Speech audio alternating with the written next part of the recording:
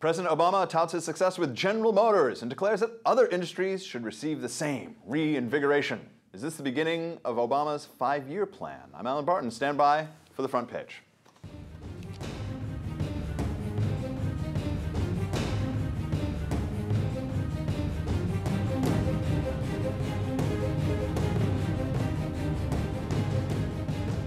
I believe in American workers. I believe in this American industry.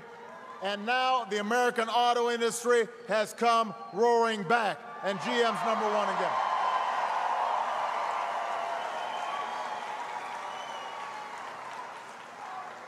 So now I want to do the same thing with manufacturing jobs, not just in the auto industry, but in every industry. Run for your lives, everybody. Run for your lives. Joining me in studio, Doug Altner, analyst and instructor at the Ayn Rand Center for Individual Rights, and Terry Jones, associate editor for Investors Business Daily. Terry, what is he talking about? This is a government takeover of the company. He fired the CEO. He gave the company to the unions. The stock price is half what it was. They owe $50 billion to the taxpayers. Their Volt is a disaster.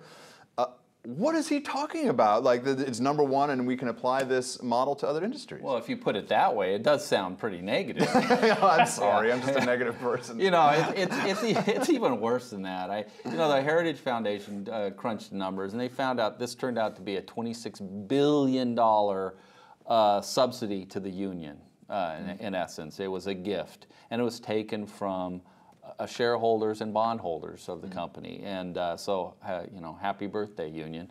And the other side of this is when he starts talking about the job creation, as my friend John Burlaw of the Competitive Enterprise Institute has pointed out. When they count the jobs in the auto industry, they count the jobs created by the foreign transplants in non-union states in the U.S. As part of the job creation. That has nothing to do with Obama's stimulus, but that's how they cheat on this and make it sound like they've... So you're saying like workers at a BMW plant in South Carolina are included as like the auto industry is doing well, auto industry has come roaring back. Well, one part of it has come roaring back, but if you look at GM stock, you know it hasn't. How about Ford, which didn't take any government stimulus, and they're doing fine, but that's much different than GM doing so. I mean, and they're not even doing that well. Ford is building products that do not include a Chevy Volt. That people want to drive and people are buying, and they're making a profit. That's crazy. Yeah, insane. That's just craziness. Wacky. Doug, let's bring you in here. I mean, I look at a clip like that, and I say run for your lives. I'm barely kidding. This is reminiscent of like the 5-year plans. Let's bring electrification to the plains of the Ukraine, on the backs and corpses of millions of people. And he believes it. I don't think he's being insincere. What do you think of this? Well, I think it's a real disaster, especially if Obama gets the pretense that he thinks that the government can be just as successful as picking winners and losers as a private equity company. Like, I think it's no accident that General Motors is still struggling. But if you think about what in essence a subsidy is, it takes money away from those who have it, basically to productive companies who build products people like, and they give money to the companies who can't raise it, so the companies who can't sell their business plan to investors. So they're taking money away from the productive companies and they're giving it to the unproductive companies. And so it's no accident at all that subsidies lead to Solyndras. It's no accident that subsidies lead to disasters like the Chevy Volt. Terry, looking more closely at GM, a lot of people say, well, it's losing money because still it's stuck with some of these old concepts and ideas and structures and union contracts. And how is the management of the company doing in terms of these union contracts, the health plans? Because GM had become a health provider more than a car manufacturer, which was leading to its bankruptcy. And why the heck couldn't it go through a normal bankruptcy? Other companies go through... There's a procedure for this. Yes. And it probably would have emerged with its good cars intact. Absolutely. There are cars that GM makes that people like and people buy. Corvette Stingray is a very popular car. I drove a Cadillac for 3 years, a terrific car, really well made, nicely, there are products it makes that it does well. Why couldn't it just go through a standard bankruptcy? Well, it could have, and in fact it should have. But what that would have entailed is them dropping their union contracts, and Obama is bought, sold, and paid for, let's be honest, by the unions, and he was not going to let that happen. And this really was a big giant wet kiss to the union movement in America. I mean, it was really it really robbed investors and shareholders in the company. All right, broadening out the discussion a little bit is the idea of these ethanol subsidies that have been part of the political landscape for God knows how long.